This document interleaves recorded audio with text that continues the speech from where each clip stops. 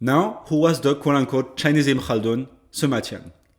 He was a pivotal figure in Chinese history, born in 145 BCE during the Han Dynasty. Thanks to his commitment in preserving China's ancient past, much of our knowledge about this period of history endures today. His father was a high-ranking official and grand historian in the imperial court, translated as Taishi, variously translated as court historian, scribe, or astrologer. Through his family background, Sima Qian had a great insight into the workings of the court, including astronomical observations, the court calendar, and records of state events and ceremonies. Just like Ibn Khaldun, Sima Qian had an early start in politics and historical observations. At the age of 20, he began traveling around Han China, exploring landscapes, mountains, rivers, and the graves and monuments of ancient rulers. He was then sent on a mission to nearby barbarian tribes. After this, he returned and took over his father's position, working for the Emperor Han Wudi. Sima Qian had a lot of responsibility and accomplished a great deal, including reforming the Chinese calendar. Then tragedy struck. His father, Sima Tan, became very sick. As he was laying on his deathbed, he asked his son to continue his unfinished work, to document Chinese history. A project comparable to Ibn Khaldun's monumental work, the Kitab al-Ibad, which records the history of Arabs and Berbers. Quote unquote. Our forebears were grand historians of the Zhou house, he said with tears in his eyes. From highest antiquity, they achieved distinction and honor in the times of Shun and the Xia dynasty, being in charge of astronomical matters. In later generations, they went into decline. And will the chain be severed by me? When you, Sima Qian, in your turn become grand historian, you will carry on from our ancestors. This is my fate, is it not? When I die, you are bound to become the grand historian. And having become the grand historian, do not forget what I intended to argue and put down in writing. Moreover, filial piety starts in the service of parents. It's next to be found in the service of rulers. And finally, in the establishment of one's own character. End of quote. Sima Tan, Sima Qian's father, was determined to write a full account of China's history, though he unfortunately didn't get the chance to finish it. To honor his father's ambition, Sima Qian decided to take up the challenge. There were already books written about China's past, such as Confucius' Spring and Autumn Annals, but Sima Qian wanted to record a history stretching all the way back to the Yellow Emperor Huangdi to his own Han Wudi, making it covering 2,500 years. Sima Qian wanted his work to be untainted by legends, mythology, and supernatural stories. Just a true, honest account of China's past. The ancient Chinese historical style was focused on preserving traditions rather than historical accuracy. Sima Qian's objective was, as he said himself, to place on record the achievements of great men. It is to be seen in the context of a Confucian society in which filial piety was of great importance. One of the supreme duties of filial piety was to conduct oneself in such a way that an account of one's deeds would be handed down to later generations, and thus bring credit to predecessors. Similar to Ibn Khaldun, Sima Qian was not satisfied with the traditional way of writing history.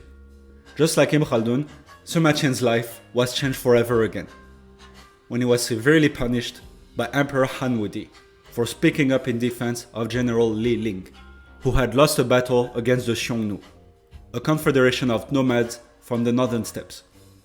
Sima Qian argued that the general had been fighting a losing battle and should not be blamed for it, as the nomads' tactics proved to be superior in the vast and open environments of the steppes. Sima Qian firmly believed it was futile to wage war against the Xiongnu tribes, since they were too spread out. His views were echoed by court official, Ji An, quote unquote. What need is there to turn the whole empire upside down and exhaust the resources of China merely to accommodate a bunch of barbarians? End of quote. However, questioning the emperor put Sima Qian in serious trouble. Not wanting to die and wanting to honor the promise of his father, he chose to suffer a humiliating punishment of castration and 3 years in prison. Quote unquote. The reason I have not refused to bear these ills and have continued to live, dwelling in vileness and disgrace without taking my leave, is that I grieve that I have things in my heart which I have not been able to express fully. And I am ashamed to think that after I am gone, my writings will not be known to posterity. Too numerous to record are the men of ancient times who were rich and noble and whose names have yet vanished away. It is only those who were masterful and sure, the truly extraordinary men, who are still remembered. End of quote. Sima Qian and Ibn Khaldun have something in common. They both believed that the purpose of history was to provide lessons. Sima Qian, who lived during the time of the powerful Emperor Han Wudi, believed that history should be used to show rulers how to govern properly, by pointing out the mistakes and virtues of those in the past. Han Wudi was the most influential ruler of the Chinese Han dynasty, who achieved greatness by doubling the size of China's territory, constructing a strong and centralized state and establishing Confucianism as the state doctrine and code of ethics. The impact of his accomplishment can be felt to this day. The Emperor Han Wudi was however facing a challenge, similar to those faced by rulers in the Maghreb, Ifriqiya, during the time of Ibn Khaldun. The Xiongnu, a tribal group from Central Asia that is out of state control and looted, plundered, and terrorized rural and urban areas. They occupied nowadays Mongolia, Siberia, and Xinjiang. Interestingly, the Chinese name for the Xiongnu was likely a pejorative translation as it was derived from the character Xiong, meaning fierce or ferocious. The word Nu, meaning servant or slave, was also included.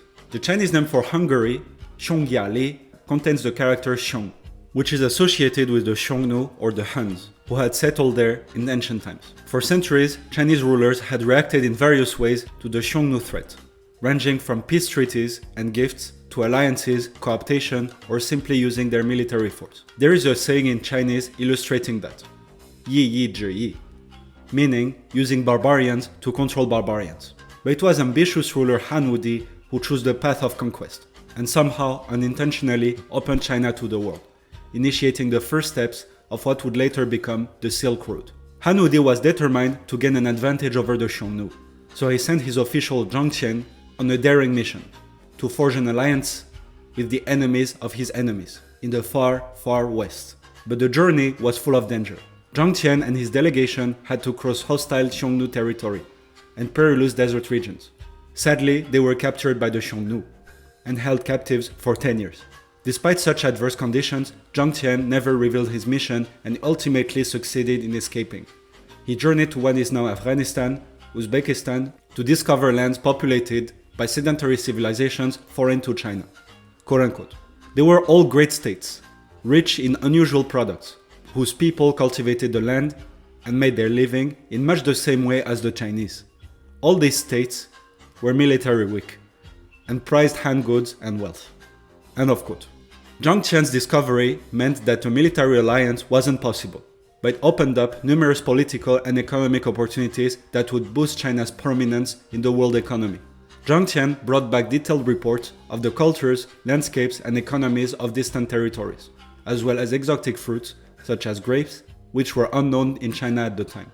This created new trading routes which connected China to Central Asia, Persia, the Middle East, and beyond. Sima Qian, who read his report at court, wrote that Zhang Qian pointed out the similarities between the world in the West and China. Han Wudi's costly wars against nomadic tribes caused major harm to his empire. Sima Qian felt his imperial ambitions encouraged violence and cruelty more than mercy. These costly wars, combined with luxurious spending and corruption, weakened his power and control over the land. After getting condemned and spending 3 years in jail, Sima Qian was appointed as a eunuch in the imperial palace. He finished his historical compilation known today as Records of the Grand Historian, or Shiji. Sima Qian died a year after completing his work in 91 BCE, a few years before the death of Emperor Han Wudi. His ancestors were grand historians, Taishi, but his work in Chinese historiography earned him the title of Lord Grand Historian, Taishi Gong, which has been given to him until his day. The Shiji is renowned for being the most famous Chinese historical piece, to the point that it even permeated to Japan in the 8th century. All in all, this extensive work contains 130 long chapters. This work is meant to capture the history of the Chinese world, stretching all the way back to the alleged beginnings. Written around 100 BCE, it doesn't follow a strict chronological order. Instead, it covers topics such as natural and economic conditions, nomadic tribes, sacrificial rites, music, commerce, and more. The world as it was known to the Chinese of the Han Dynasty. It is no wonder that this text is considered a foundational piece of Chinese civilization. He was a real pioneer too, interviewing witnesses and inquiring, visiting places, and checking out independently official documents, honoring the etymological meaning of history, which in Greek means to inquire. This allowed him to describe life outside of the imperial court, and to give a more accurate view of what was the reality of Han China. He was just like Ibn Khaldun in wanting to show history as it was and not as we want it to be. We now have a good understanding of Ibn Khaldun and Sima Qian's lives and works. What are their similarities?